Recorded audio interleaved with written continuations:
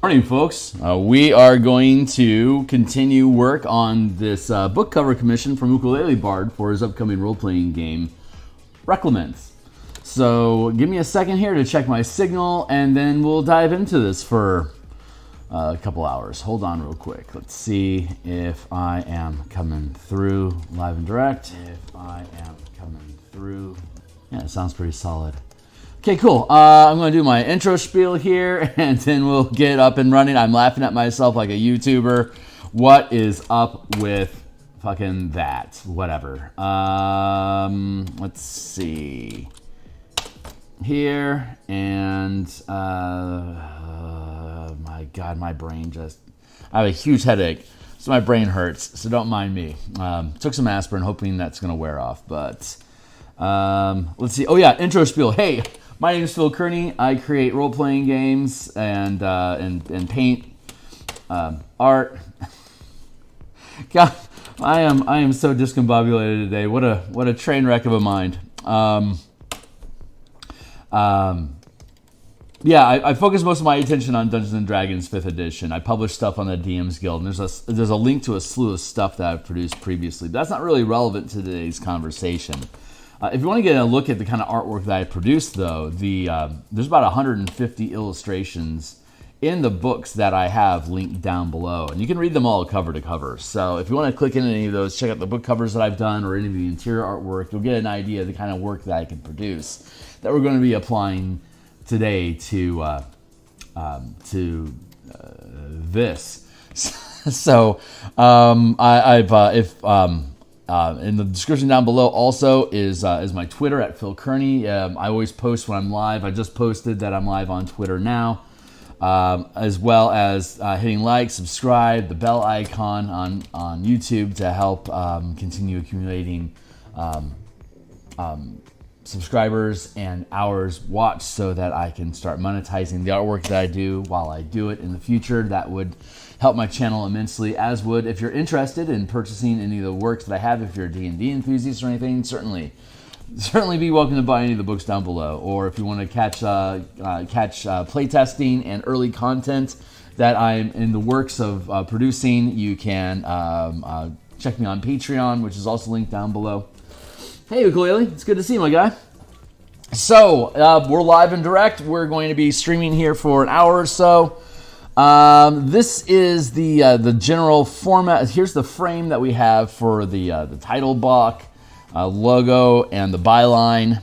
I've got this is one of the sketches that we had worked on. I had imported some foreground to help basically create some framing inside of the piece. And we had originally looked at just an open end here, but a problem with open ocean in general from a compositional perspective is that if this is going to be water, it's going to end up basically like pouring off the edge of the page, which is a compositional bad design decision. So by adding in a bluff that overlooks the overall scene and framing it with some foliage, we can box in and control where the eye of the viewer is heading. Like from the title block, you normally head downward, and we'll be filtering that view through the tree down into the environment here. And then we have this like the circular sweep effect here. That the circular angle here that we have in this space of this scooping bowl is going to push the eye around the bowl and then back up into the page, which leads them back into the tree, the title block, which pushes them back down again. So, and what we'd Ukulele Bard, thanks for providing some references here for some Yggdrasil type stuff. We've got this supernatural radiant Yggdrasil tree that is dominating the environment, and then the environment is like I guess like mid post industrial revolution era, where if I understand the setting properly, and correct me if I'm wrong, Ukulele, is basically as we've started pushing into industrial revolution, nature pushed back to retain its position on the planet as the dominant expression. So Yggdrasil grew, and now I guess nature and elements are assaulting humanity, which is a really cool theme.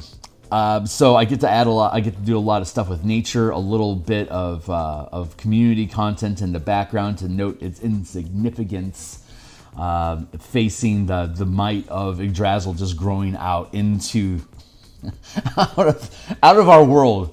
Very Neon Genesis style is the vibe that I get off of it. So I absolutely love that. So here's some of the reference images I'd shown before that Ukulele had provided for us as a sort of gist of what he's looking for, and we can use the radiant tree color language here. But obviously, if we're going to have a radiant tree as our central background, then it has to have a really dark contrast to be able to pull that radiance forward, so it doesn't just get lost in the general haze of atmosphere. So I've been pulling some references here.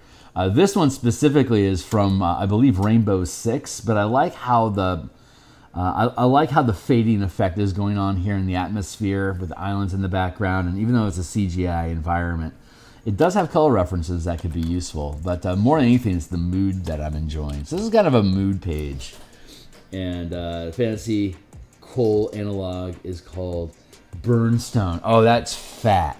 So coal as an emphasis, that kind of leans into the idea of a dirty sky that we can use as like a sort of stormy effect. I'm pretty happy with like horizon line here, and obviously we'll need to be able to pull from C references, different color blocks that we have over here on the RGB. But we're going to start in the sky and we're going to work our way forward. So I like this.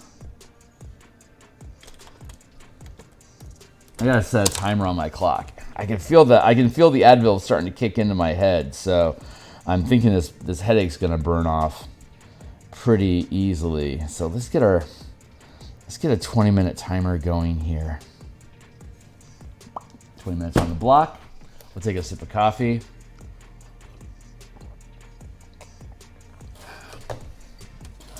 I think I want to try to find more storminess.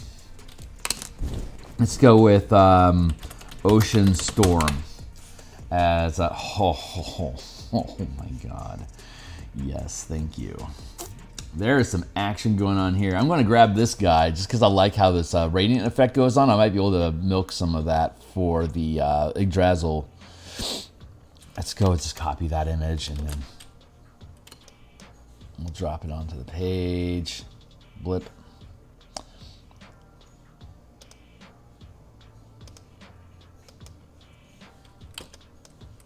Let's look at some color references here.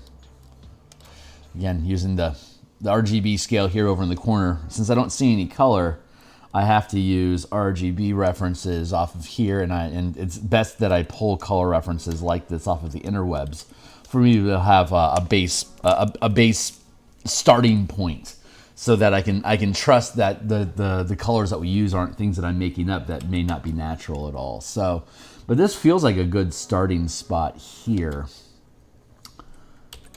I like that.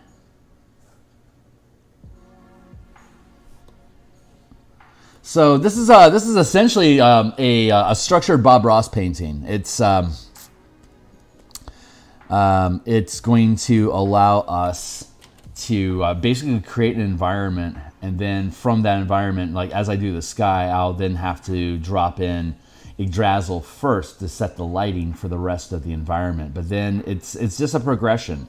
So we'll start with the sky, then Yggdrasil, then the far grounds, mid grounds, and then foregrounds, and we'll see we're going to see the way that I'm imagining it is, let's see.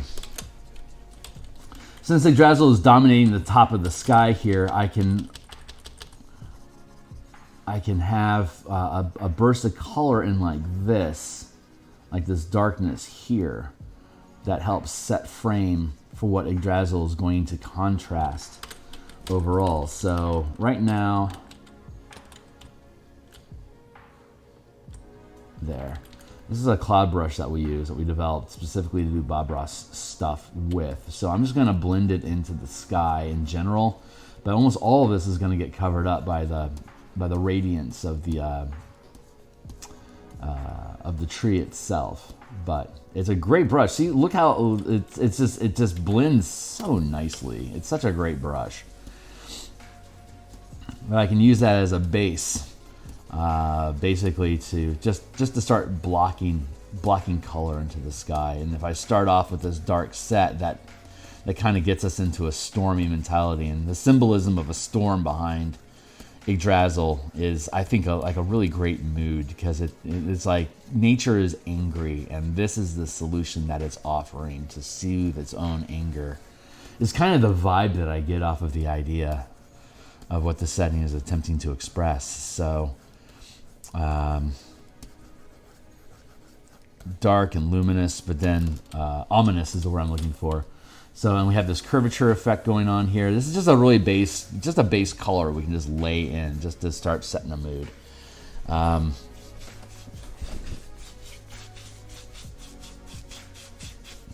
Since we have the structure of the tree sketched out in this, we'll just rename this sketch.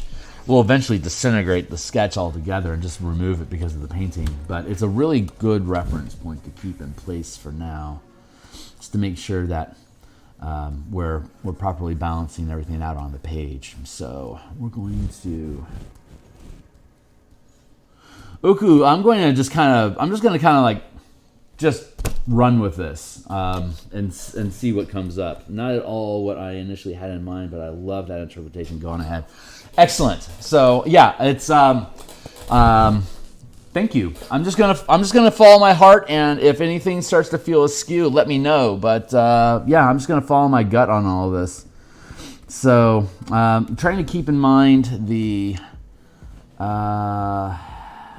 let's see, what colors do we have here? Is a purplish. No, that's more of a gold, sort of yellowish going on here.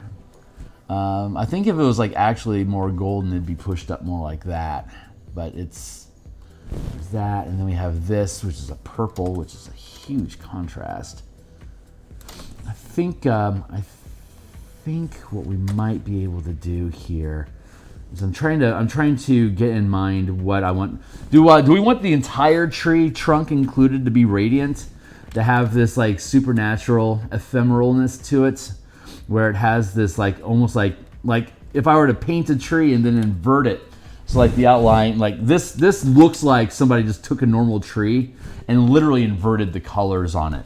Like you can see here along the edges, this would be where the shadows were receding from where the camera would have taken the shot of the tree here straight on. So this darkest part here in the middle of the tree, if we inverted it, would,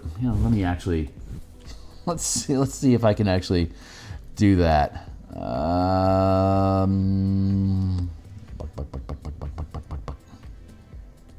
Thank you. It's here, and let's go to image, and then let's go to adjustments. Invert. See? So this is how the tree would sit. This seems it's undergone a number of different Photoshop filters as well as presented. But actual bark, yeah. So what we saw here originally was just a tree that somebody had processed through a number of filters, and the lighting effect here straight on, it's obvious to see that this was just a very normal photograph that had been. I suspect was a photograph that had been taken initially. And then they did that inversion that we started off with, so that the shading that's wrapping around the trunk of the tree and up into the branches, that's pretty natural lighting setup. So when you invert it, that's when you get that radiant effect. So what I'm thinking is, and your comment here is maybe a hint of light from the actual bark.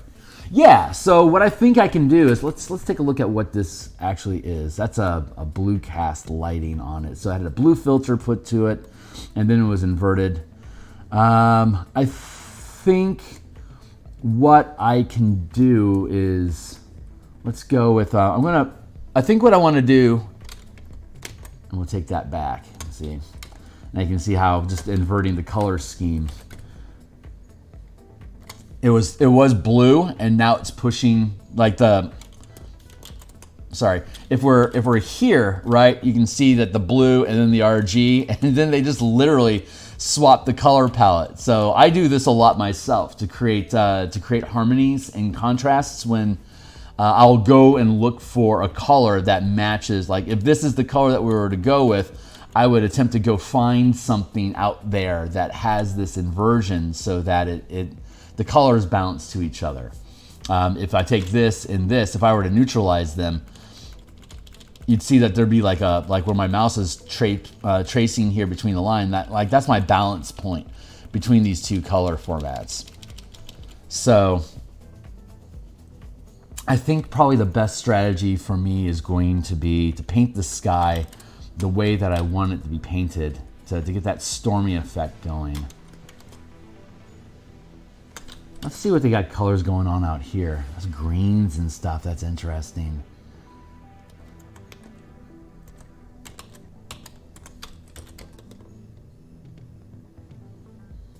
We got a cool purplishness going on out here. I'm just right now. I'm just trying to absorb, just basically absorb what the document is doing.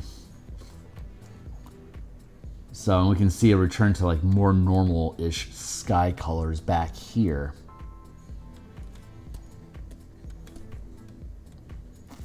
And it starts getting purpley up here. That's interesting. I like that. But then it's like let's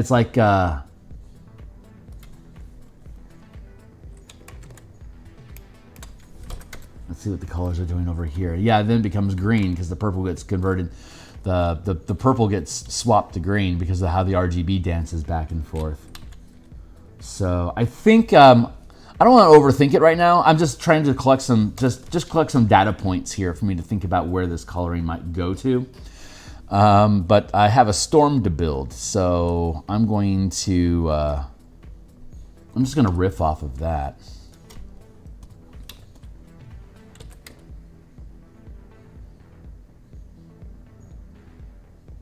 But if we're going to go with a... Ooh, that's nice.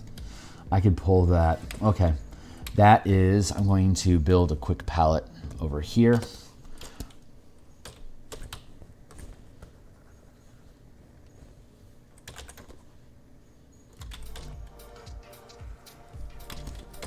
Just grabbing some different color references here that I can potentially make use of. See, what's going to happen is when we do drop the tree in, get that out of the way. The radiance coming from the tree is going to have a lighting impact on the clouds around it. So when I want to build out like a base storm, a darkness, but then when we use the highlights I want to have reflecting some of the lighting that's going to be coming from the radiance of the tree. So that it looks like the tree is actually part of that environment. So I need to adjust my seat here real quick. The contact's good. The big golden tree is the end tree from Elden Ring. Oh, interesting. Souls games make amazing use. Yes, they do. I specifically like how they invert the lighting on intrusions. The other players that come in to play with you, they look like ghosts. I've used that ghost effect myself in different works as well. I've taken photos of my hand and then inverted it to be able to create a ghost-like effect, and then I worked it from there. So I like that lighting. I like the lighting effects, and I don't know the company that creates those things, honestly. But for now, let's see. We've got base color here. And then the lighter effect with this blue. So those work. Those are pretty complementary, and I don't need to introduce any other colors yet. But since I have the sketch of the tree here, we know where our source of light is going to come from, which is the foliage, and that's fantastic because if we're going to use a darkish color for Reclaimant, and honestly, we could go with like a really dark green. If you want me to help you with the font trade dress, I can when we get to that point. But if there's going to be a purplish, bright radiance behind here, then obviously the complementary color that we had seen was a green, which I think is worth considering because of the theme of the game itself is like nature against society. Having green text, kind of like Reclaimant, with green and nature. That I don't know if you've settled on something or not, but I would recommend like a really darkish, a dark green effect, like something like that might make sense if we're going to have it.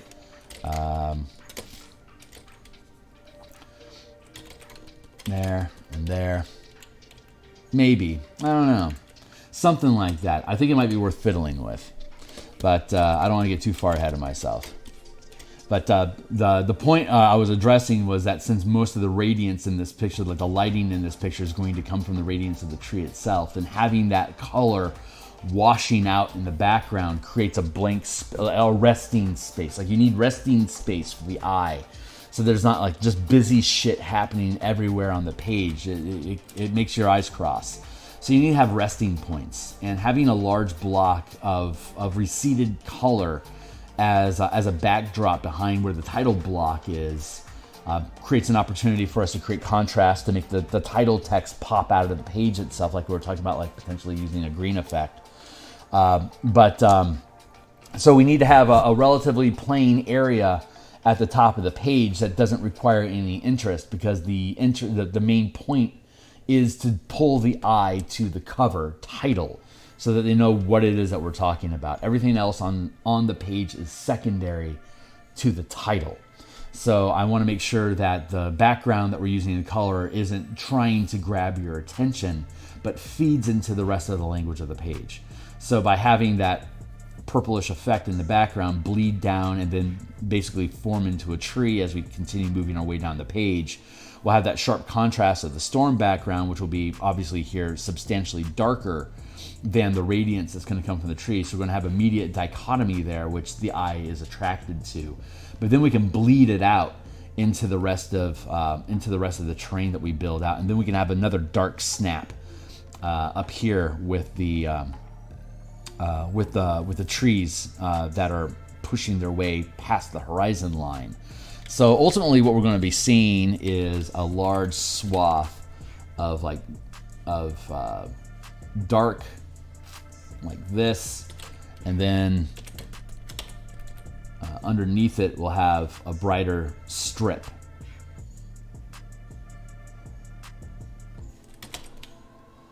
That way, when we have these trees pushing past the horizon, they're not going to get lost into the storm effect. So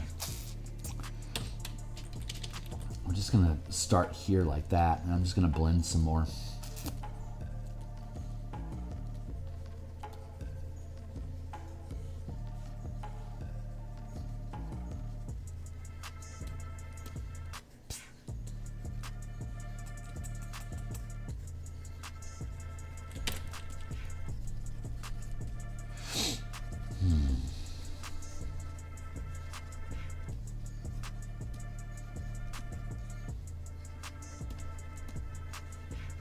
Paintings like this typically take me maybe anywhere from 6 to 15 hours to complete. So I'm not setting a specific time constraint for myself, but if this needs to be done before August, then that's going to allow me I will be locking this task in as my Saturday morning activity like we're doing right now.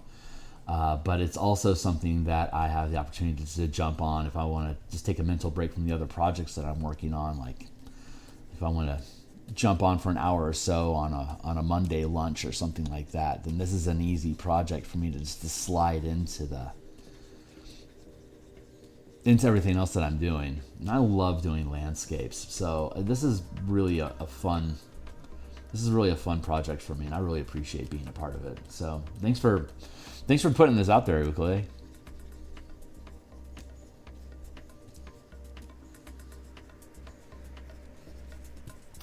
Right now I'm just trying to create a general form. We're going to put darker, more ominous clouds further on top of this as we continue. But I'm using these contour lines that I built in the sketch to help guide where I'm making breaking points between the different layers of coloring here. That we'll be able to lean into further as we continue stacking up different layers of atmosphere.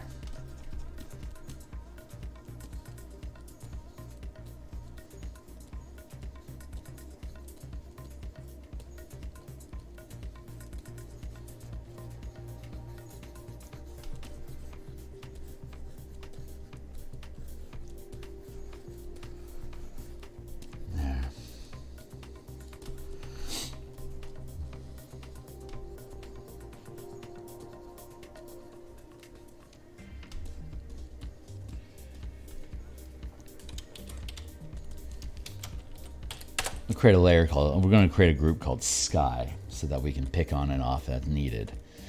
But my gut is telling me that I need to bedazzle.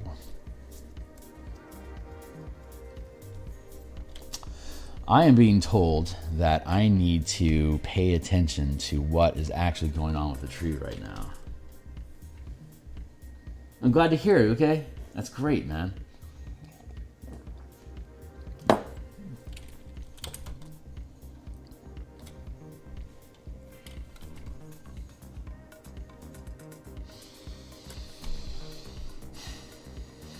I like the idea of purple, but I want something brighter.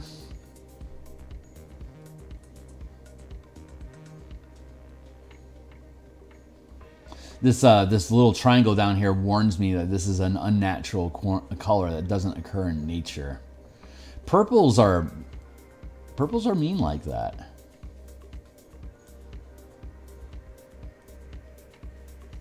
But I don't know what's the I don't know about the irony of using an unnatural purple as a representation for a force of nature. There's certainly something to be said about the supernaturality of it.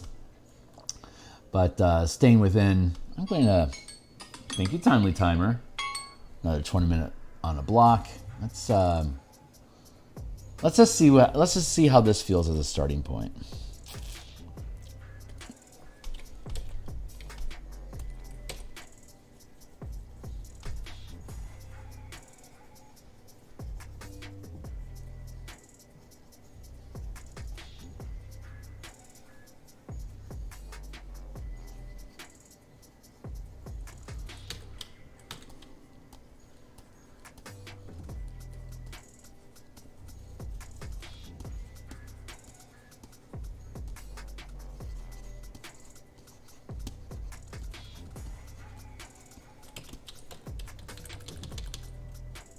I'm actually going to grab my I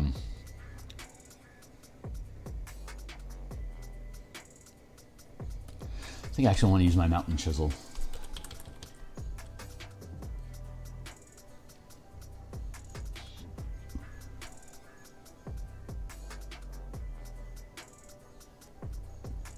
It's starting. It's a fun. It's a tool I just enjoy a lot.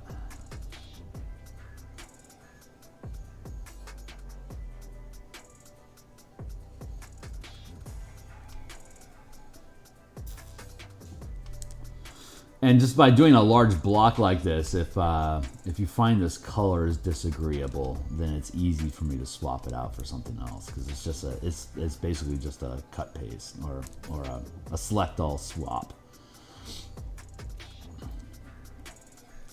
Hey, what is up, D? It's good to see you, my guy.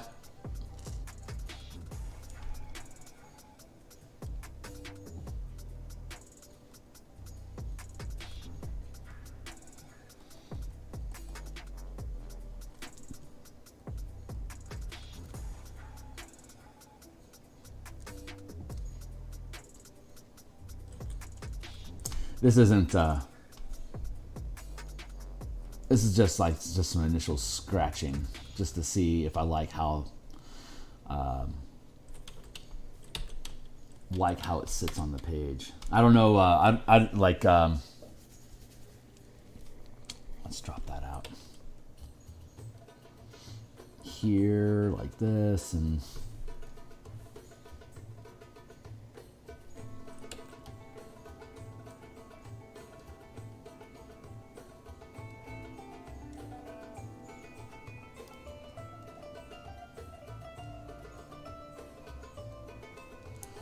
I do love trees.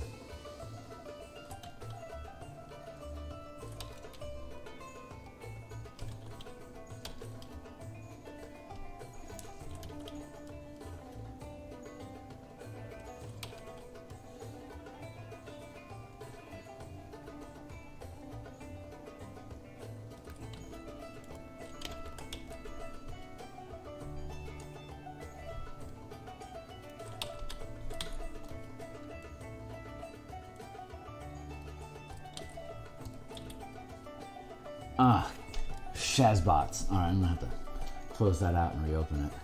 I hate it when I pull it off frame. Take this and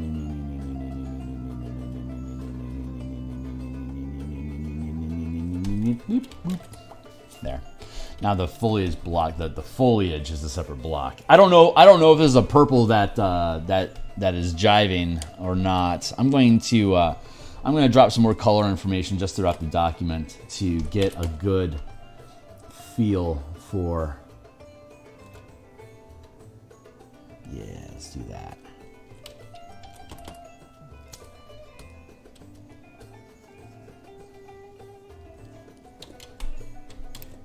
Wrong, Kearney. Drazzle, and then we have another foreground. We have ocean there.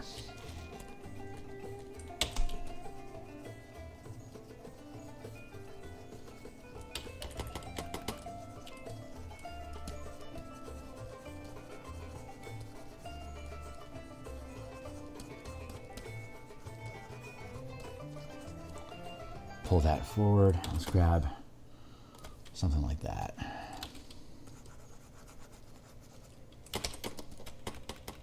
Good. So it's more saturated the closer. So you can see that we have, it's a similar tone here, but out here it's becoming more saturated. So as we push further forward in the page, it gets lighter as we move away from the storm. But it's also a more saturated blue. So because the closer the atmosphere, what atmosphere does is it erodes color. I mean, I'm sure you color people know that pretty easily. This has got like this weird reddishness going on. I might use that for the ground. But right here, yeah, I like that. See, the tone is the same, but it's got like such a different color to it. So, or hold on, let me make sure that I'm not talking out of my ass. We're here, and then we're, oh no, those are identical. Okay, well, then apparently I chose appropriately. But watching the RGB scale up here, we go from base sliding forward. I want to have something a little bit more intense towards the foreground here. Let's see if I can find.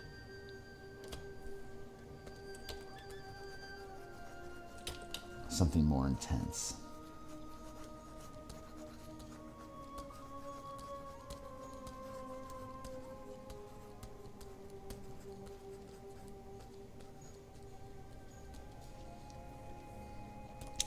There, now I can come back into here and let's look for some stonework that I can enjoy. No. Let's see.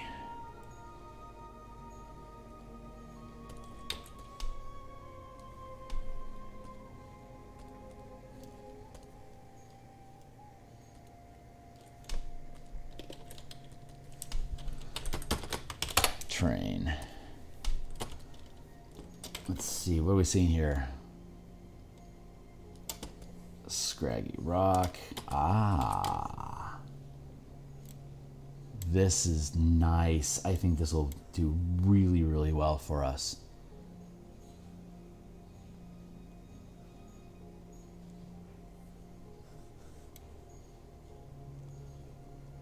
So let's use what they're giving us. Let's start off with that.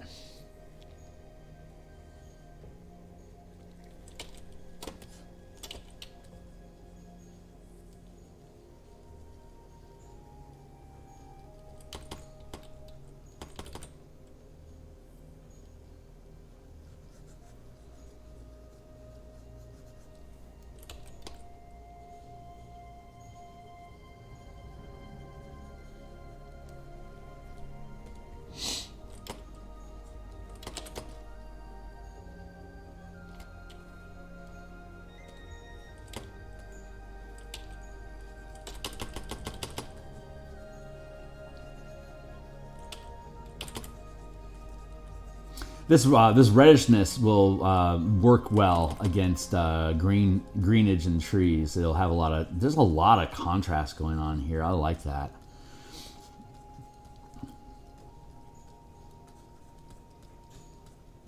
But Ukulele, this is an opportunity for you to tell me if this stuff is resonating with you. Here we have a blue, but then it drops into a red. See how that's flipping like that? But it's the same to me. This is almost like these are almost identical. Here, let's grab that one, and then let's grab that one. See, these are really, really close in the actual grayscale of value. "Quote unquote" value is a grayscale from black to white, where black is void of any information, and white being 255. 0 equals black, 255 equals white. And everything in between is just adding in more blocks of color. So this transition from sky into ground, it's to me, it's the same gray tone. But obviously people with color vision are going to notice the difference right away. So that's a really fun way to be able to cheat distance and atmosphere. That atmospheric disturbance, that piling up of air particles does erode color saturation over time. You'll know that if you go look out at the horizon if you have the opportunity. But we're using it here we're using those physics here to help create this color language. So you can push down this reddishness, which will eventually be overridden by all the forest and fields and stuff. But as just a base soil, the rock that underlies this region, I think, is complementary to what we got going on here with the overall composition. So, is this jiving with you so far, Uku? Because if I'm on the wrong path, I need to get off of it right away before I fall in love with this color scheme. But so far, I'm digging it.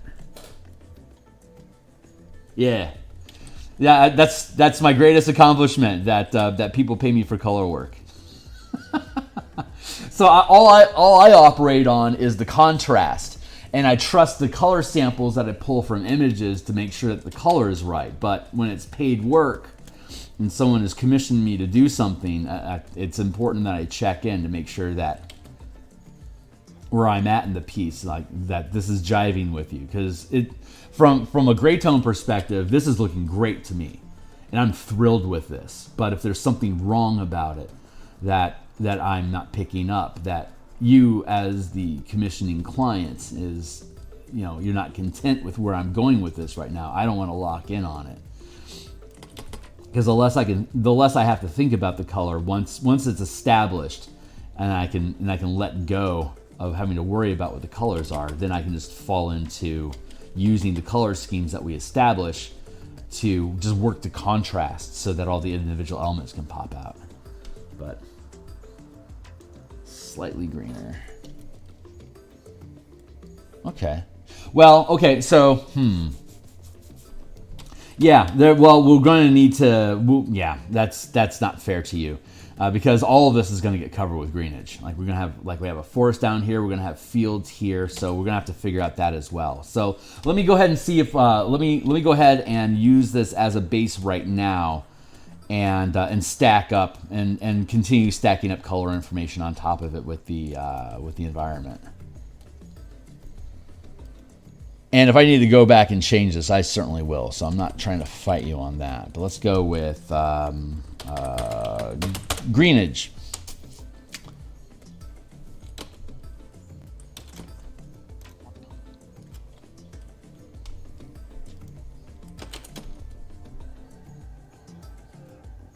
Oh, yeah, that's a good space.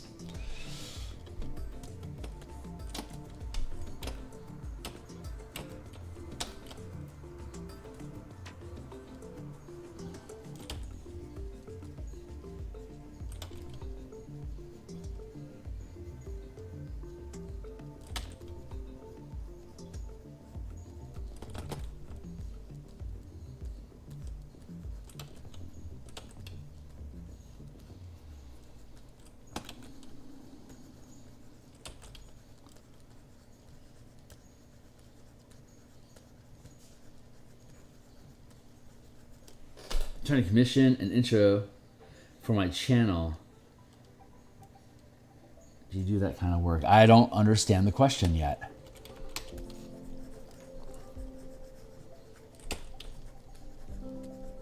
I only do two-dimensional static images.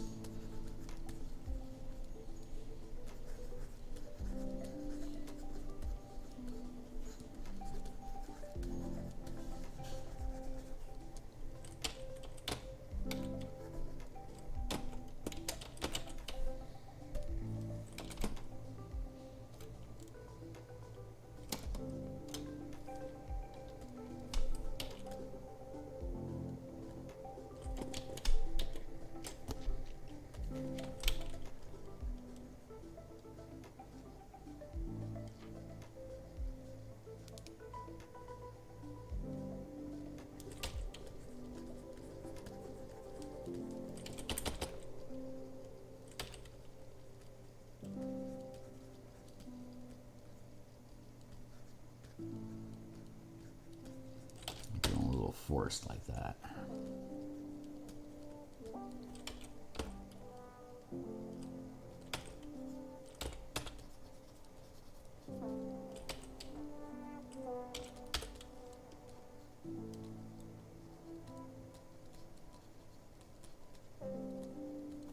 But Chronix, you are certainly welcome to ping me on Twitter or through Discord or wherever to give me more information about what it is that you're looking to do, and if it's something that I feel I can accomplish and can accommodate and have the time to respect, then I am open to the conversation.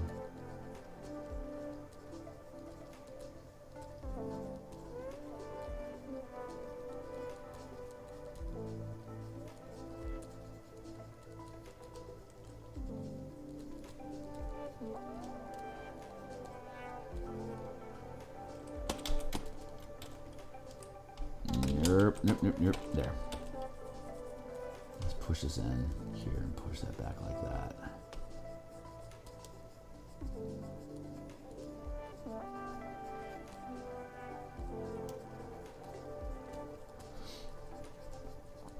Uku, is this feeling better?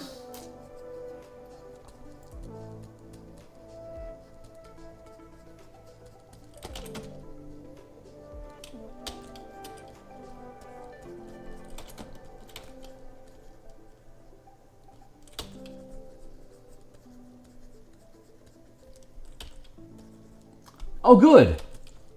Glad to hear it. And we'll have to break up the terrain and stuff in here. I haven't quite figured out what's going on in the foreground, but obviously we have strips of green going on in here. I'll be able to like eventually come in here and like do like a really well. I've got tools. We'll break them out. But if this is folding together like what you had wanted, then I'll feel safe to proceed with my intuition from here on forward.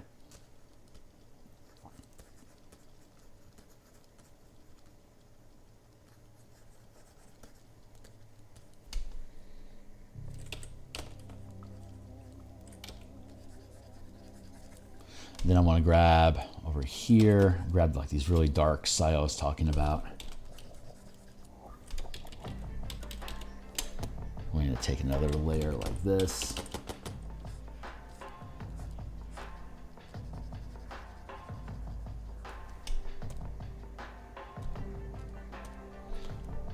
Actually, I want to drop the opacity on those just a little bit. I like this song a lot.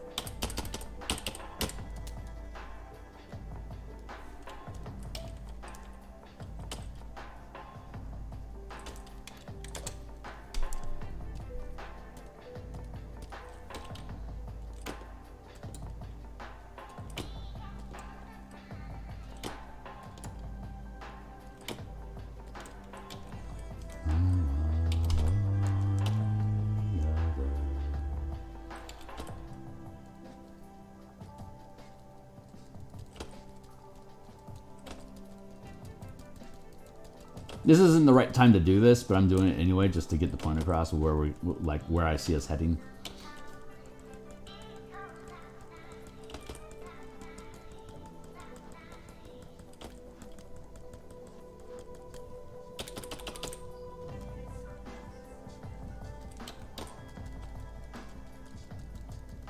Ideally, these will be different trees, but I just wanted to get this block of information in here now while I can.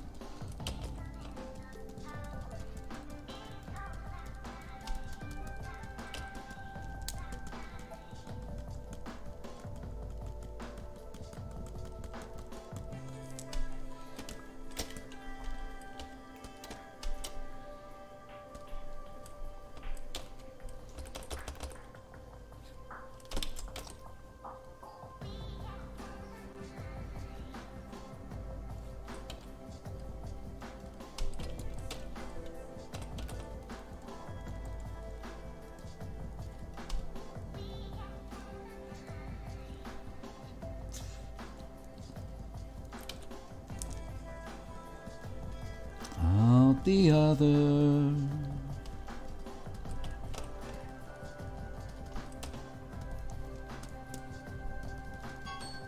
Yes, timer. Thank you.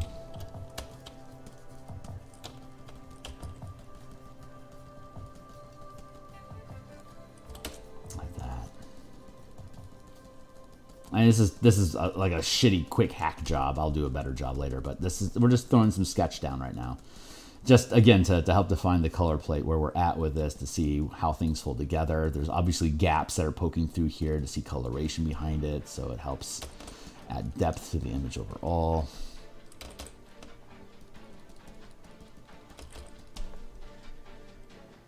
Thanks, Tornadica. So far, so good, right?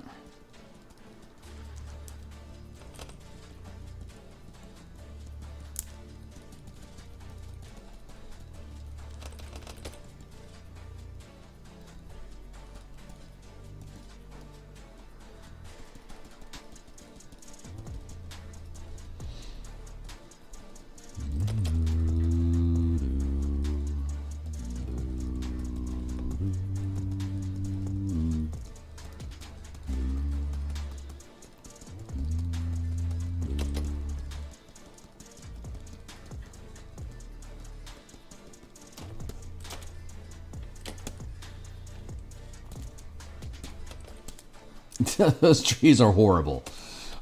Good thing it's just a sketch. Let's see. We're gonna drop in some more. Let's just grab a blob for now.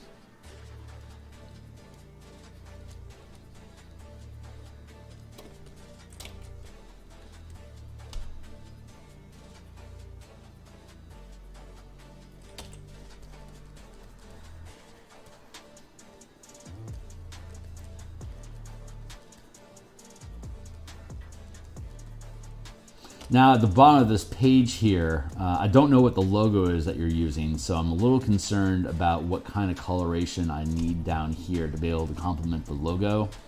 And I don't know what colors are being planned for the byline, but I'm tempted. Let's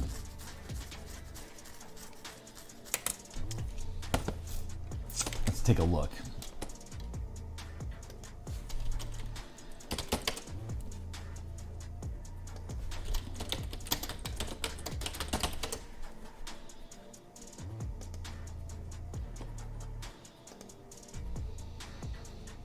Here's an example of how I generally enjoy doing formatting, like taking shrubbery and then burning it down. Like my byline and logo down here is like the foliage just fades down into basically into blackness. But I don't know. Whoa, hey there, back off. Right, so you have the foliage there and then it just slowly kind of ekes away. I don't know if you were planning on using like a, in this piece, like if you're going to do designed by Joseph Vargas, edited by Blank, like if we ended up using the same purple that we have in the tree up here to pull down into the byline, that might be a really fun way to be able to connect the top of the page to the bottom of the page. Hey, Dreams. that would allow me to continue working with this really dark coloration here, just to have it bleed out to the bottom of the page. That's kind of what I'm thinking, but I don't know if you have any thoughts about that, Uku.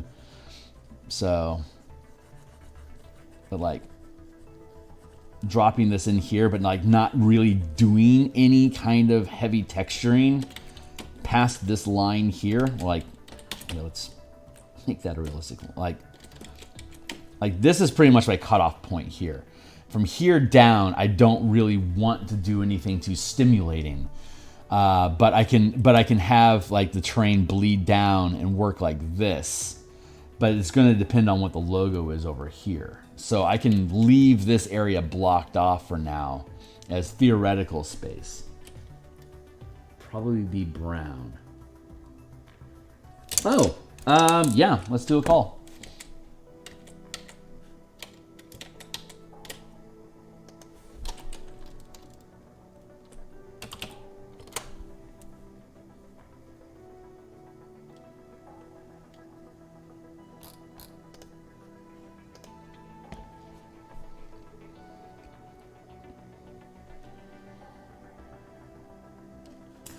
Yeah, I'm open. So anytime. Anytime is good. I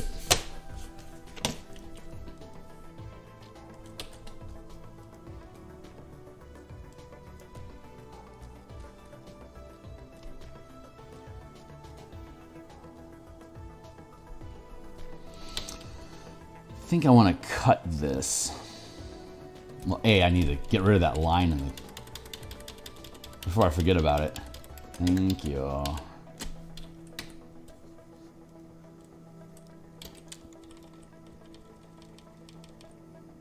I'm going to cut and pull that over.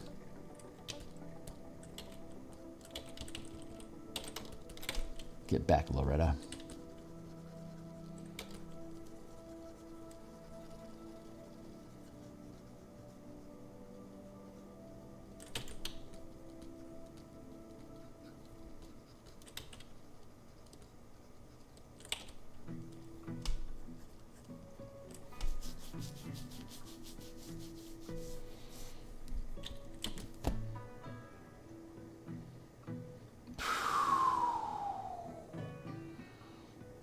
That is pretty fucking cool.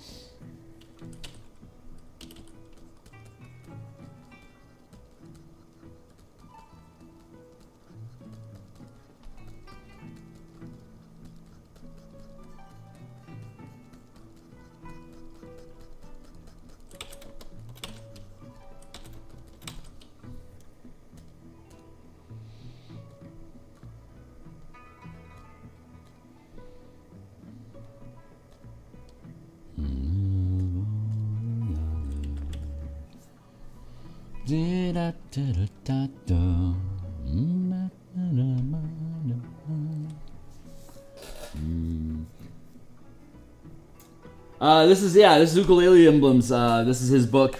This is a role-playing game that he's developing. It's Industrial Revolution: Nature Against Man. I don't know any of the real details yet. That's going to be on Uku. But I'm thinking, regardless of what needs to be. But yeah, be welcome to jump on call with me anytime you can. So far, so good. Maybe we need to have Ukulele Bard's sign off is the most important. But I'm going to continue. Up, there we go. Hey, what up, my dude? How you doing? Oh, geez, hold on. There's echo. Okay, I forgot the sound on the video itself. Fair enough, man. It's been a while. It's we haven't had a need for a phone call for a number of months. So yeah, I missed our chance a little bit. Not gonna lie. Fair. This is fun. Good. I'm glad to have you. What's your thoughts? So far, it's looking really cool. I'm excited to see where it goes. Still. Right on. Oh, geez. There's. Yeah, I would not have predicted the storm cloud angle, and I really enjoy that. Excellent. Which is, it's half the reason you hire an illustrator in the first place is because you trust their judgment and Thank to do you. cool things. I appreciate that. Yeah, because it's like you're an expert or something. Crazy, right? It's like I've done this before. Yeah. Right on. Well, but what kind of feedback do you have? Is there anything that's popping out at you that needs to be addressed or that you're concerned about? I guess it's like mostly a preference thing, but like I would like the water to take up a little bit less space in the center. Okay. I don't know, like maybe like expanding the coast, just like I don't know, just a smidge. But overall, like this is looking really cool.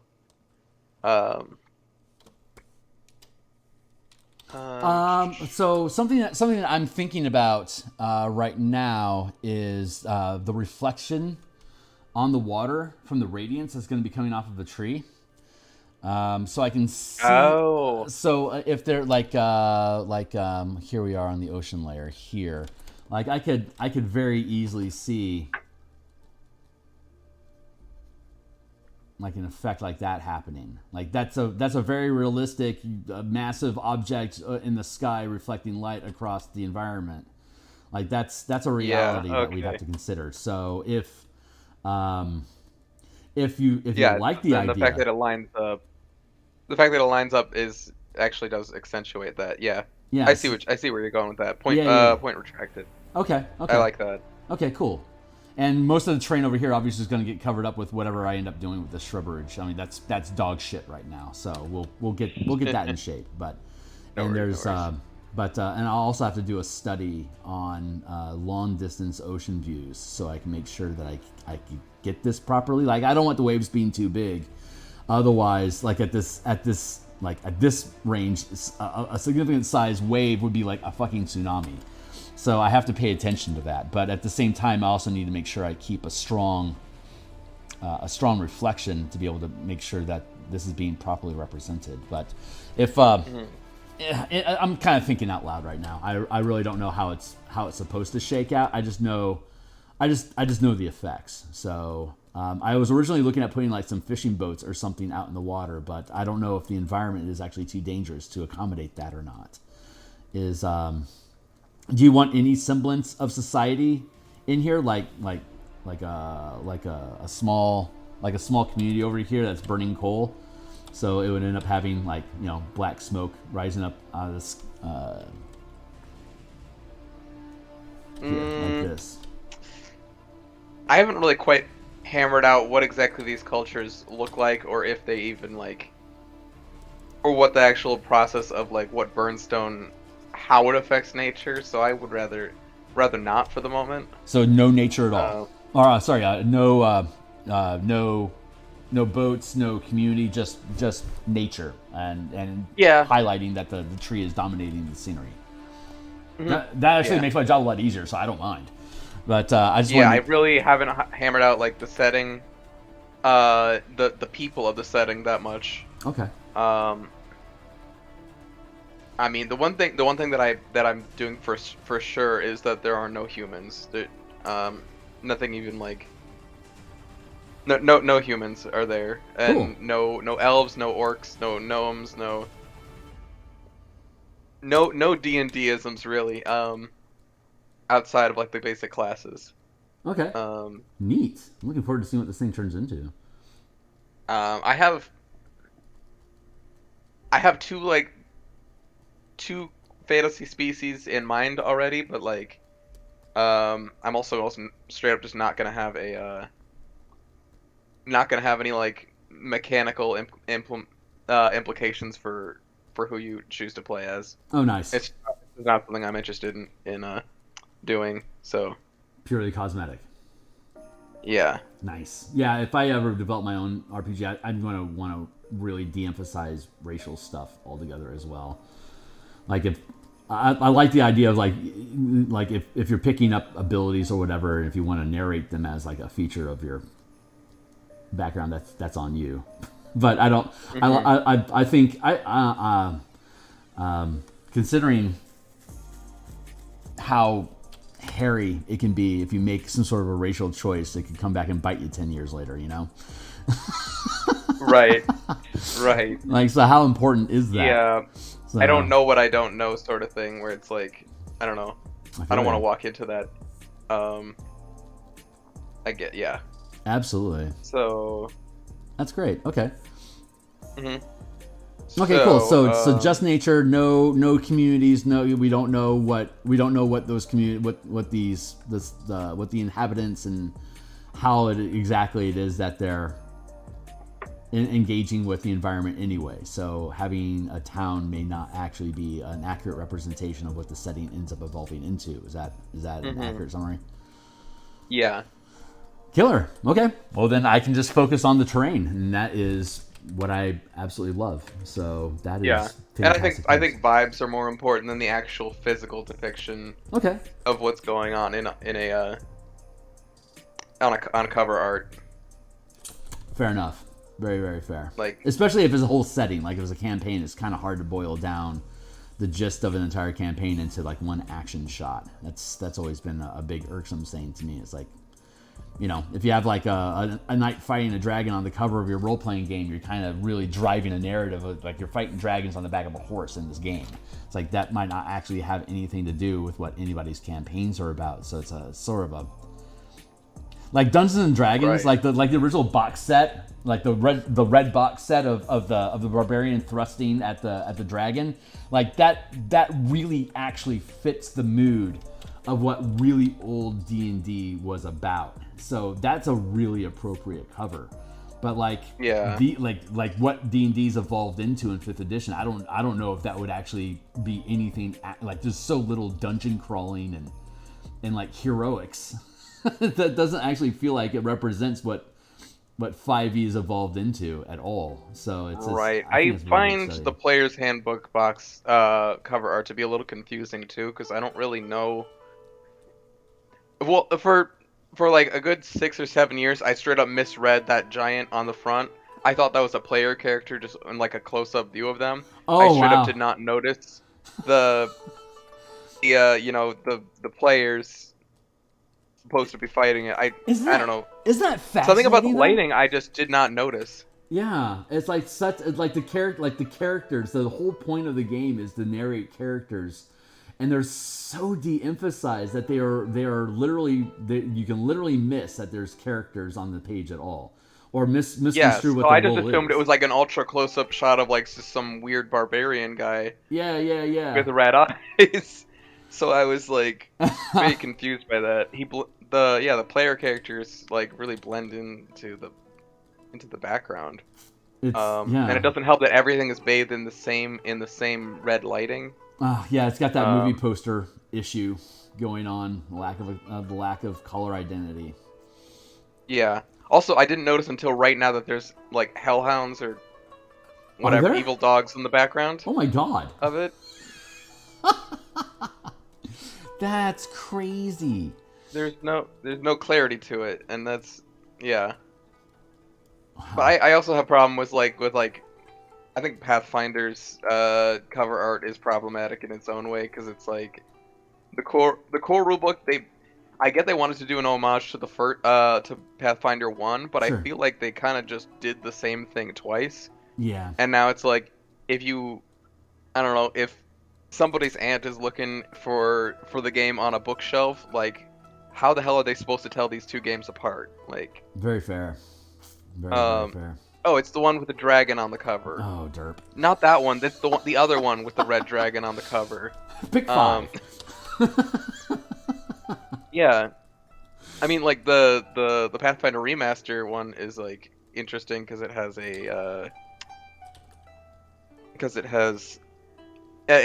different type of shot, where the heroes are attacking from the left, the demon dragon's attacking from the right, and then the rogue is sneaking up behind it from the right as well. Oh, that's cool. Like there's a bit more of a story there. Yeah. Right on.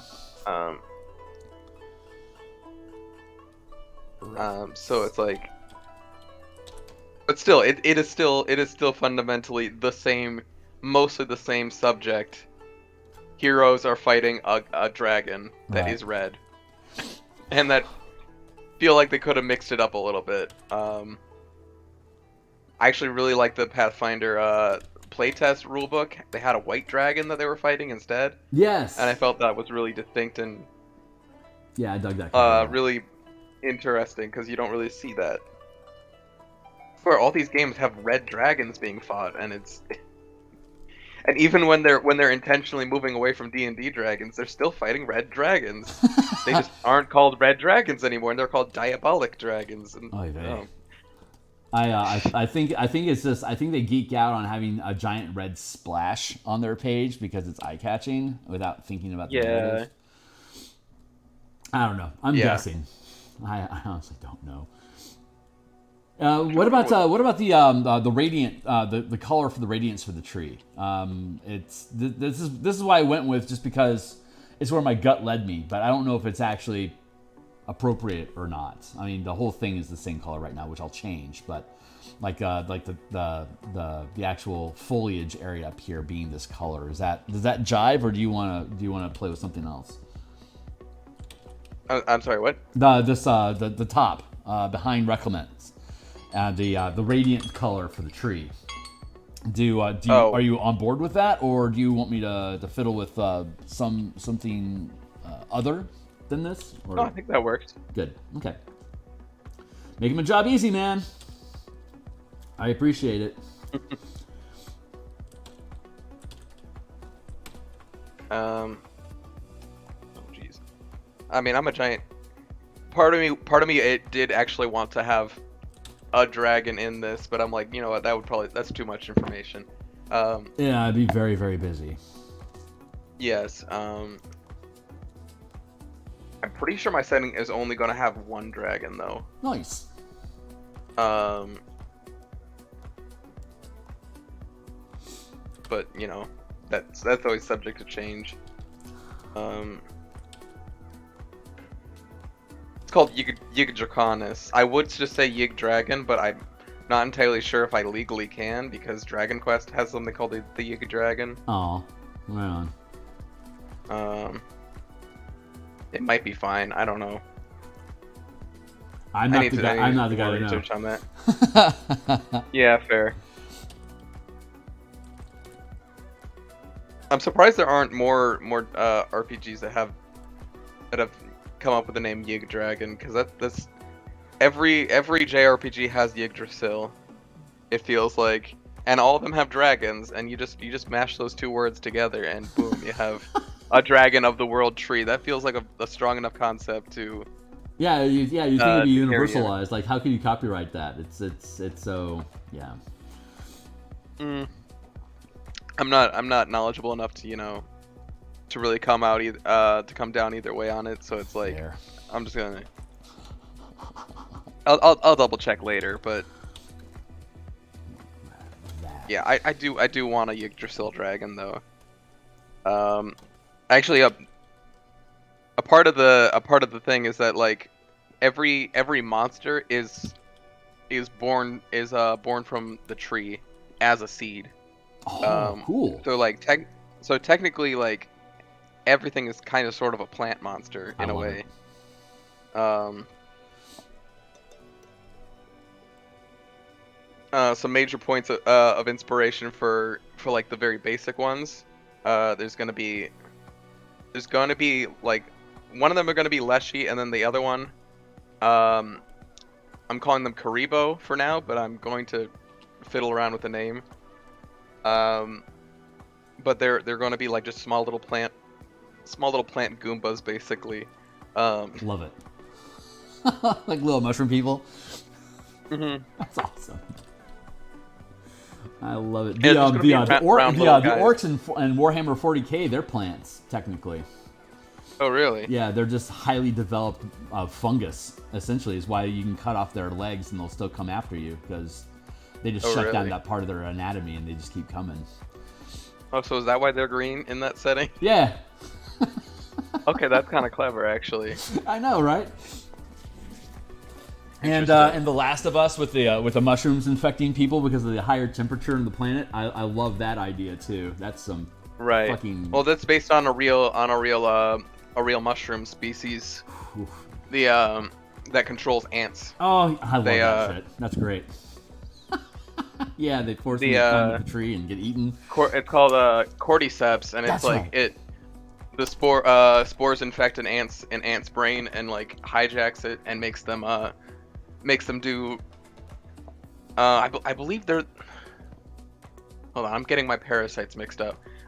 So I'm pretty sure that one just takes over the ant's mind and makes them crawl to a higher location. Yeah. So that they can spread their spores better for the next cycle. Yeah. But there's a parasite that infects cows and ants where they hijack the ant's brain and have it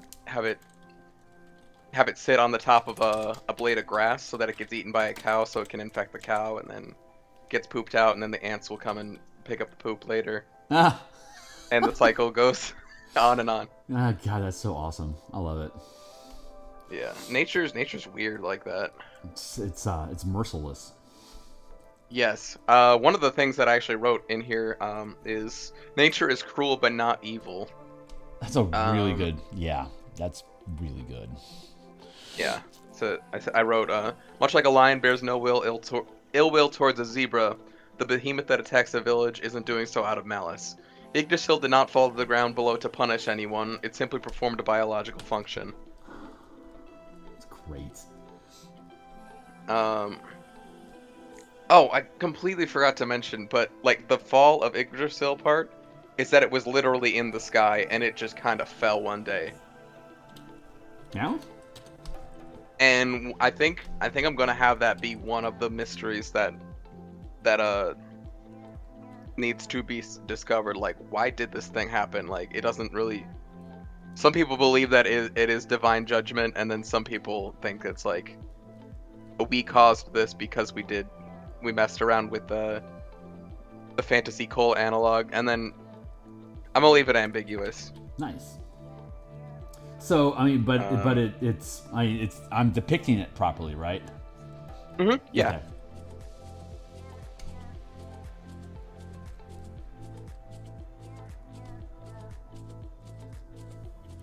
Lock that down.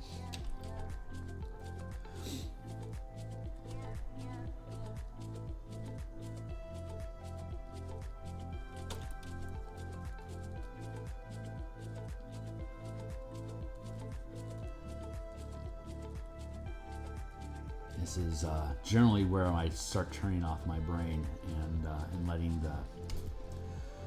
letting the reflexes take over and push pixels around wherever it feels it needs to go. As I'm adding this stuff in.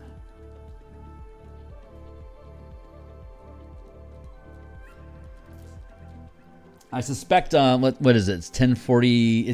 I've only got like maybe 10, 15 minutes left. Of course. I'm just gonna keep picking at the sky a little bit, and that's as far as we're gonna go today. Just starting to blend in some of this stuff. But it seems like overall we've got a color palette that's gonna work. Like this general setup is something I can continue to further develop out, which I will thus continue to do so. So let's see. I have my Monday and Tuesday are locked down. I think I have a Wednesday lunch stream that I'm doing this upcoming week.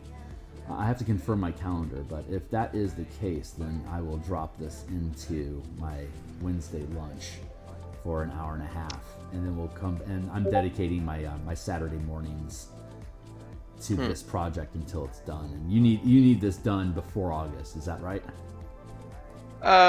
End of August, I would say. Holy crap, that's ridiculous. Okay, well. What? This will be done. This will certainly be done. I'm be given a crap. Yeah, I wasn't gonna drop. I've only dropped a hey, I really need this thing in a time crunch on one artist, and that was very unfortunate circumstances, and he was really cool about it. Glad to hear. And I made sure to tip extra for the trouble. Right on. But yeah, this is. Yeah, it was. I had a previous artist that had to drop due to like real life circumstances. Like, oh, that's unfortunate, but shoot, I kind of I need this done. Yeah. Oh gosh, Right that was on, man. stressful. But yeah, this is very low pressure for me. I mean, you just being able to fly. Honestly, I love doing landscape paintings, and there's very little opportunity to. It's like such a small. It's like maybe 1 out of 5 paintings that I'm doing inside of an RPG book, and I can justify doing any kind of extensive work like this. And so I try to get it worked into book covers whenever I can, but to have the opportunity just to do a landscape painting, fantastical as it is, but this is honestly very enjoyable for me. So it's a great project to get recruited into. So I have no difficulty having this done. I don't think it's going to need past July. Even with a low casual, like 3 or so hours a week, it'll. I can only do so much in the sky before I move on to something else. So like, there's only so much language I can add into it before it moves on. So I am anticipating no issues with timing on this at all. Cool. Add those things together there. Bring them in. The image resolution we have on here, image size is 5.84 inches wide, 8.3 inches tall, 300 DPI resolution. So if this is something that you eventually move into a print production, with the way that RGB translations work for print, I don't anticipate this having any problems for a print. Which is why I was talking about the little signal down here, this triangle alert. Like if I do something weird like this, it says this is not a natural color. What that's really saying to us is that if you use colors like this, it's not going to print the way that you think it's going to print. Is what that warning sign is there. So I've been very mindful to try to stay inside of that, which is why I was fussing so much over this purple earlier on, because the one that we had, it won't print properly. It's fine for digital, but it wouldn't for print. So trying to keep that shit in mind for you, because I don't know ultimately where this is going to go or what's going to happen with it. I was planning on doing a limited zine printing run. Cool. So this should not be any difficulty at all. So as long as you're paying attention to, like, are you using colors that can be realistically blended well, then if it's a digital product, it doesn't really matter. But anyway, right. I think blah blah blah. just pointing it out so it's not a concern to you down the road. It should not be a problem. But if there are any proof issues, then we can go and I've got all these different layers that I'm working in, so we should be able to tinker with it, which is why I built Yggdrasil in its own separate layer, so that if we have to go in and fiddle with it for some reason, we can and not affect the rest of the picture specifically. So right. Anyway, makes sense. It's trying to look out for you, provide something that ultimately you'll be proud that you invested with me. So anyway, blah. My brain is fried. So my word not so good. You're good. Oh gosh.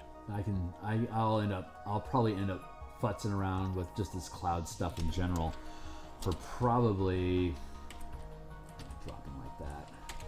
Probably for another 4 hours, maybe 2 to 4 hours worth of pixel pushing in this space, and then we'll move once we have the clouds in, then we'll figure out the tree, and once the tree is resolved, then we can work the highlights along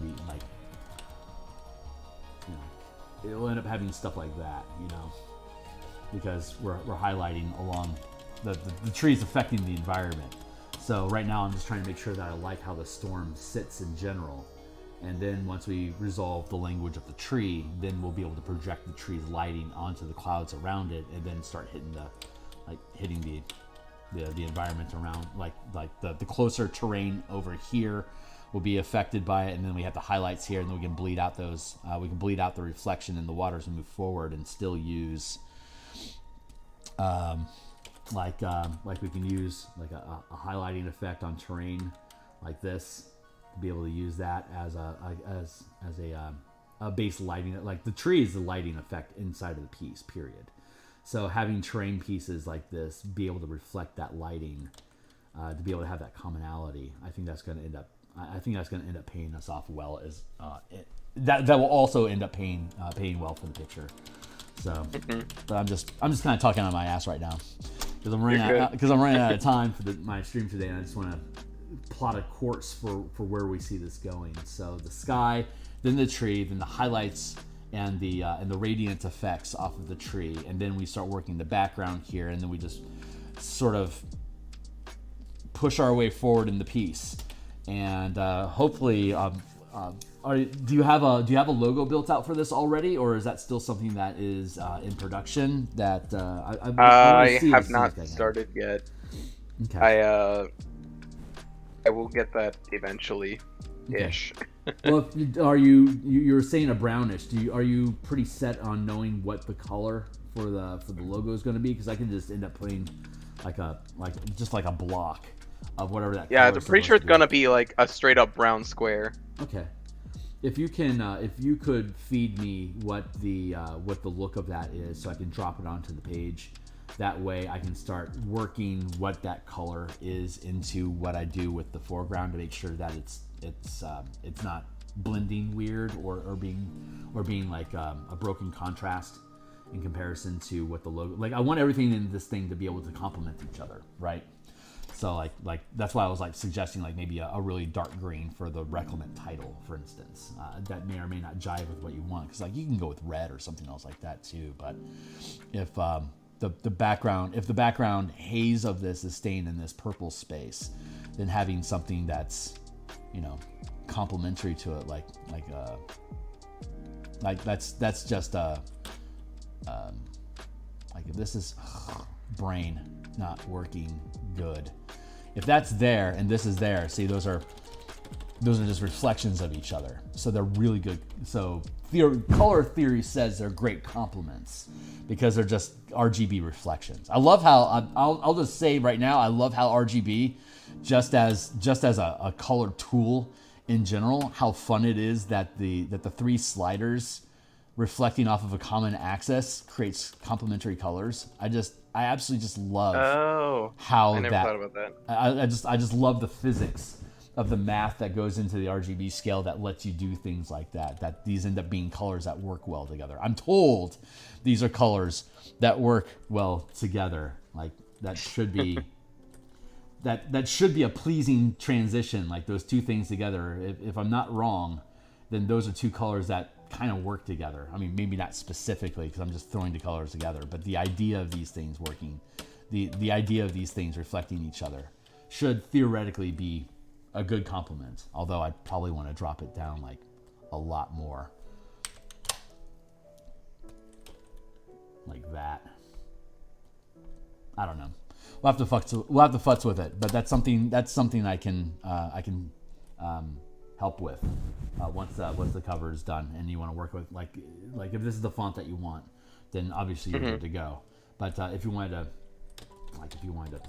fancy up something about it, like I don't know, like I might change the font there. I'm using something called the what's it called? The Adventurers template.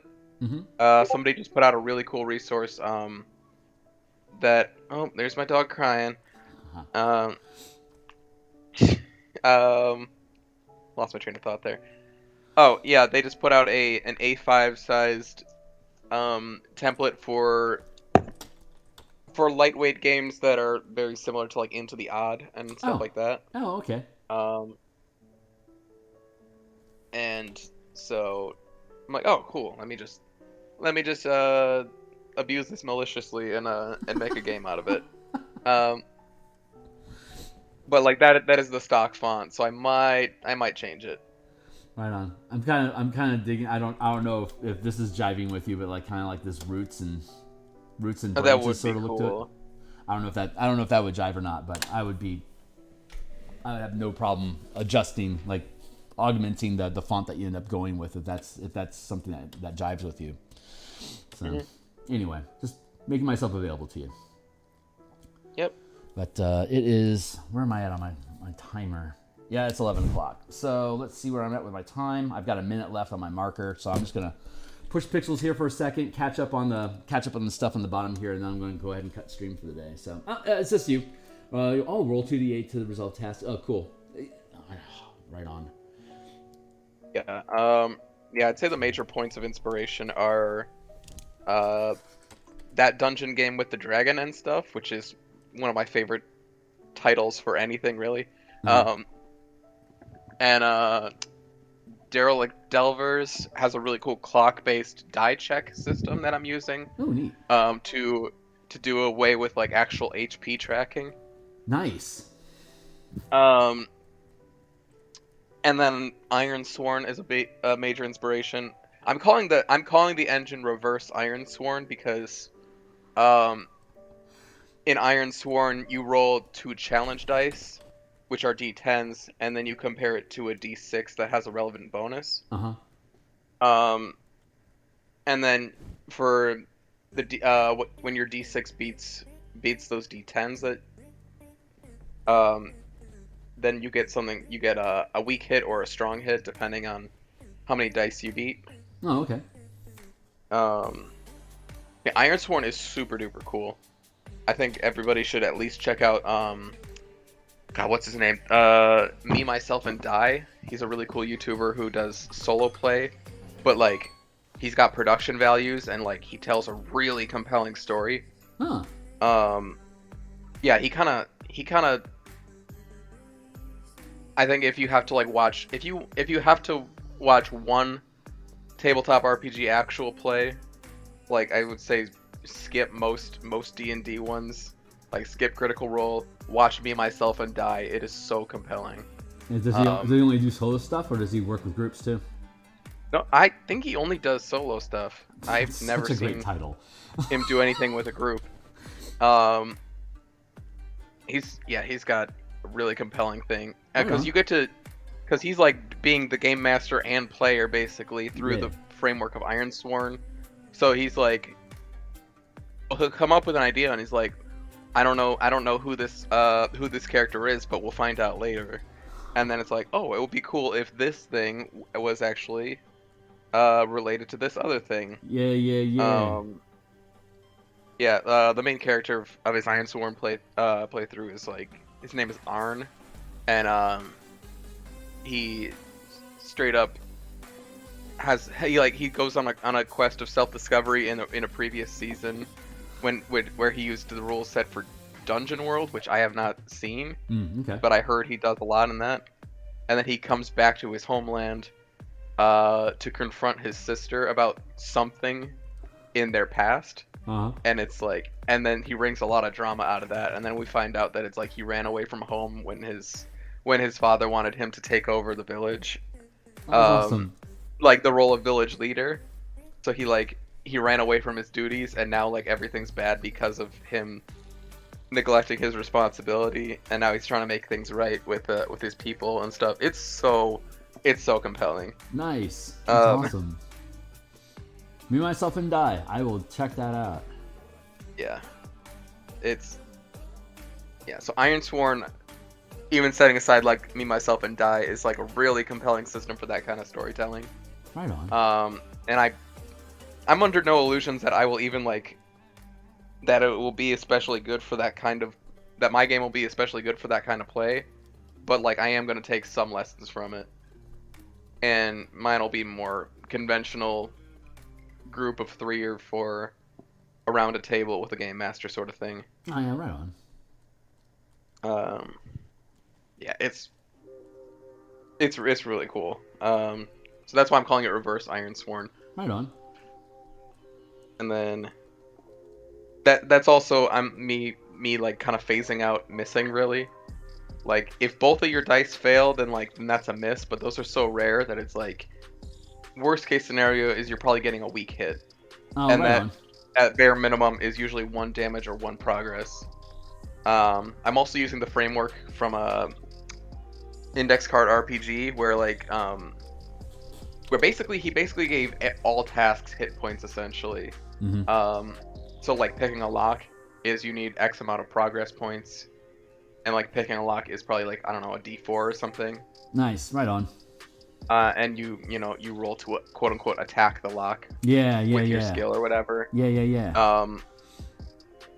So using that framework, he's able to, the author was able to make a bunch of like really cool, I don't like 4E style skill challenges, but like through a more understandable framework, and I think that's really cool. Yeah, I agree. So I'm stealing that as well.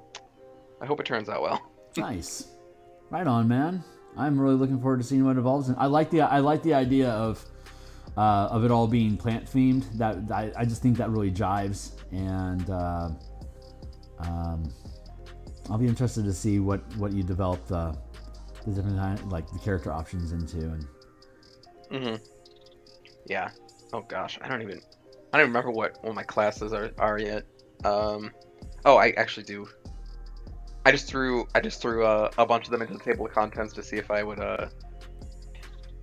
just to see if I liked my roster, and I'm probably gonna change it a lot. Fair. But right now I have Arcanist, Berserker, Brawler, Exemplar, Rogue, Sage, Tactician, Vanguard, and Witch, and I think I might cut a few of those. Yeah, I don't want a fighter class though. Fair. I want those to be like cordoned off into an attacker and a defender type role. Oh, right on. Yeah, like 4E made D&D 4E made the fighter a defender, which I think was really cool. But it kind of like also conflicts with some people's vision of the fighter being the guy that attacks a ton. Right. And they still do that, but it's it's a very specific fantasy of being the guy with the shield that protects them. And I was thinking about how like maybe it should have been called like the Vanguard or something to get that across more. Right. Yeah. But then people probably would have been upset that the fighter got renamed. I don't know if they could have won at all in that. Can't please everybody. People were already mad they changed too much. Yeah. Who the hell knows? Well, more than anything, you have to be true to your own version of it, and there's a large enough there's a large enough audience that people that see what you're trying to do and it resonates with them, they'll get on board. So it's not like you can really make it. If it's good on its own, it can't be a wrong decision. It just has to feed into the larger aesthetic of what you're trying to achieve with the setting. So, I have faith in your ability to parse that stuff out. So. Yeah. Also, I'm just straight up not having a nature caster. And I think the lore reason is that it's like only a fool would attempt to control nature in general. Like, yeah, no kidding. It's so the whole setting is about how hostile nature is towards these sentient creatures. That like, why would you poke that bear? Yeah. So like the mechanical space that a druid class usually leaves behind is going to be consumed by the sage. Nice. And I'm going to have like a bit of cleric in there as well. So I'm the cleric and the druid are going to be filled by the sage, and then it'll also that role of like healer support will also be taken up somewhat by the tactician. Oh, right on. That makes sense. Which is just the 4E warlord ported over, really. Yeah, I see it. Yeah, absolutely. I think that's fantastic.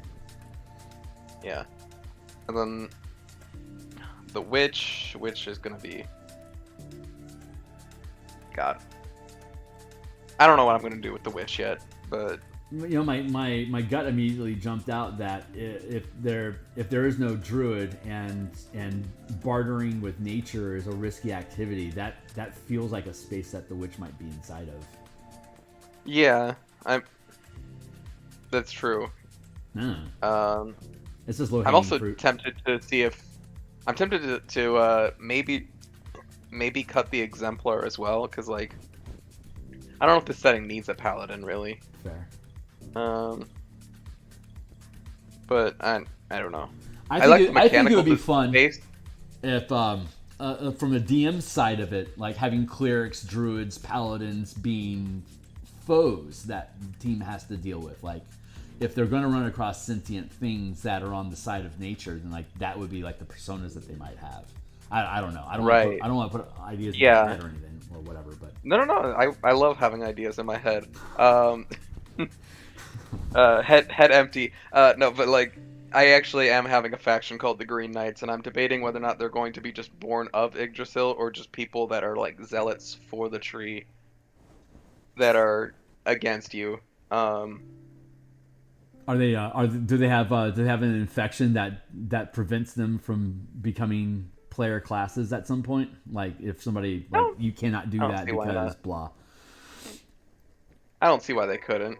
Fair enough. Can he stop? Puppers. My puppy is being so annoying. he's he's he is trying to invade my other dog's personal space, and she doesn't like it. He just keeps jabbing her with his snout, and oh god, When I had translated Dark Sun into third edition, we used for the defilers were priests of the Sorcerer Kings that were definitely mortals, but right. the way that we reformatted it was that we made all the defilers the binder class from third edition, the folks that would infuse themselves with vestiges of their patron spirits, and so the Sorcerer Kings were like the Sorcerer King, like there was like a spiritual ideal for what like say like Kalik the betrayer is, and so all of the defilers that followed Kalik were following the spirit of Kalik. And if you collected, like if a number of them would collect together, they could channel all of their individual energy into a central high cleric that would then be able to like gain higher ranks of vestiges. So like a really low rank defiler would have a degree of self-awareness and consciousness and personal input, but as they gained ranks in the Templar structure, more and more of their personal ego was destroyed, and more of their personality traits were replaced with the Sorcerer King that they worshipped. Till you got to the one point there could only be one apex that was a physical like a true manifestation of what that vestige was, but it would require like hundreds of lower ranked Templars funneling all of their magic, like siphoning their magical energy to manifest this Trueborn that was basically like it would become like a walking god. So like when you like the risk in the society was we could go attack Uric, sure, but if we pose a large enough threat to it, then the Templars will just congregate their energy and they'll just manifest this 50-foot lion-headed dog. Megazord. It would just walk through and just like decimate your entire army because it's a god. You can't fight it, but it can kill shitloads of their Templars if they did that. So it's huge risk reward on each side of it. But this idea that this nature idea that you're posing kind of reminded me of that. Like you could have.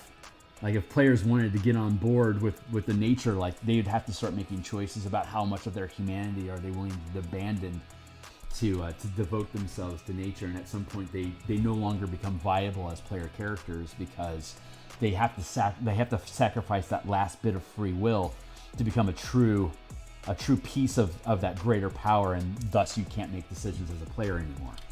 That's right. I don't know. That may not apply at all, but that's something that just immediately just popped to mind when you were describing the relationships in the game and how the different classes are playing out. So anyway, whatever. I'm just running my mouth. I'm really just running my mouth. Of course. But we are at 11:15 now, and I have to. I don't want to stop, but I need to. I got stuff going on with fans today, so I'm going to go ahead and stop here, my man. And I mean, so far so good. We'll keep developing this out, and I'll finish cleaning up these clouds next time, and then we'll start working on the tree itself, and we'll get it out of this sketchy crap and into something that's a little, has a lot more form to it. And once we lock that down, like I said, we'll come back and we can drop highlights on this cloud stuff, and then I have like some radiance effect going off of that. And once we get that locked down, then we can start working our way. We'll do the water first, and then we'll start working on the terrain, the background terrain, and just start working our way forward like any other Bob Ross painting that you'll see on PBS. It's the same process. It's just a fantasy setting, so there's extra considerations to take into it. But the composition should be, I'm pretty happy with it. I mean, just like if doing the thumbnail proofing, it's interesting. So it's got enough. I think just the color language itself that we have already established in the contrasts is enough. Like what you want to do is like if it's gonna be this size on a well, actually it'd be probably about this big on a rail, you know, like in DTRPG or something. The main point is to have a book is to have a thumbnail image that's strong enough compositionally that it's going to compel somebody to just simply want to click in to find out what's actually going on inside of that space. So having a lot of strong contrasts and breaks, it immediately pulls the eye to it, because like this in comparison to like a brown and red wash cover like dragon thing, like this is going to, the contrast of this is going to pop out a lot more than a uniform color thing. So it automatically gives you more leverage than just having somebody just take that extra step of finding out, whoa, what's actually going on with this, and what's, you know, now we're looking at a giant tree. Well, what's up with that? It'd be nothing to click on the preview and find out what's actually going on that, and then it just dives into your lore, and that'll either grab them or they'll move on. But getting them to open up the document just to see what the preview is like is the biggest hurdle. So the more punch you can have in the cover to be able to pull things forward for people just to dive into it, the better off it's going to be. So, and I think the basic color palette that we've established today, I think does a good job with that. So I'll go ahead and cut here for now, and my job is just to continue working this to make it look as good as we possibly can. So anyway, Yep. There you go, buddy. Thanks a lot. Sorry, we ran over a little bit. No, it's okay. I haven't been pinged yet. I typically get a ping for lunch by 11:30, so I like to decompress or to debrief myself. Anyway, so yeah, we're fine. We're doing good, and this is time really well spent for me, and I appreciate you jumping on to help provide me some context and guidance, and to give me the confidence to be able to sally forth my intuition from here on forward. So, right on, guy. All right. That's it. I'm out. I'll see you guys on the other side. Thanks a lot.